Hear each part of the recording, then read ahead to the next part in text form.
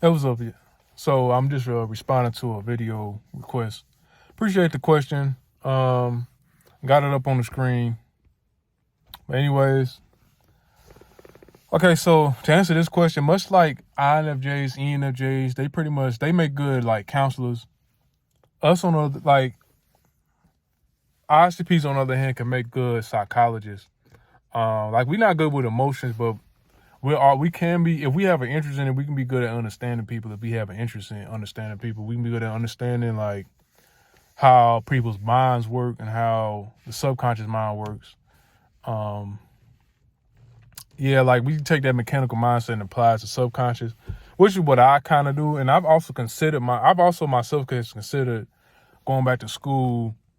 Like when I get older, I'll possibly try to become a psychologist myself once I've done like all the things I want to do while I'm young. I've thought about that. So, yeah, so pretty much, yeah, subconscious mind is more, well, there's certain ways you can analyze the human mind that's kind of like some of how it has like mechanical, it has a certain way that it works that can be understood. You know what I'm saying, by ISTP, because we have mechanical minds, you know what I'm saying? We can understand kind of anything that we have an interest in. If it has multiple parts to it, complex parts, we can kind of understand it. So, yeah, like we won't make good counselors because counselors is more about listening to people, you know, and stuff like that, and being good at dealing with people's emotions. That's more like NFJ type thing, or fillers. A lot of different feeling types can be counselors and stuff. I think NF make the best counselors in general. Even if you wanted to pick fillers, SF types, because the reason why NFs make the better counselors is because NFs are better with, they have a little bit more capacity to sit with somebody's negative emotions. Then like they don't have a problem dealing with other people's negative emotions and like traumas and stuff like that.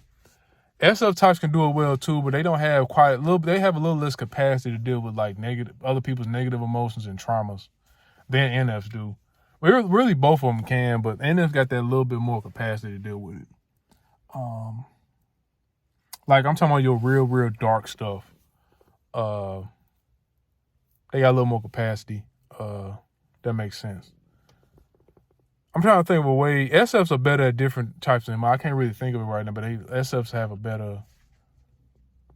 Maybe they got real good people skills and stuff. I say like SFJs. Like for example, SFJs. This example is more going back to how they differ from like how they do it. SFJs will focus on having pleasant experiences, and things like that. Something that they can have a positive feeling towards. Not saying NFJs don't do that, but it's not like they main focus. That's because SFJs got SI. SFPs, they focus on things that make them feel good and stuff like that mostly. They don't put as much focus on like, of course they do focus on their darker emotion, but eventually they're not as like, I don't know.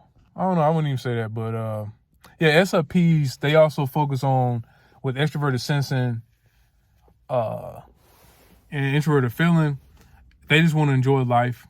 They focus mostly on enjoying life and having good experiences as well.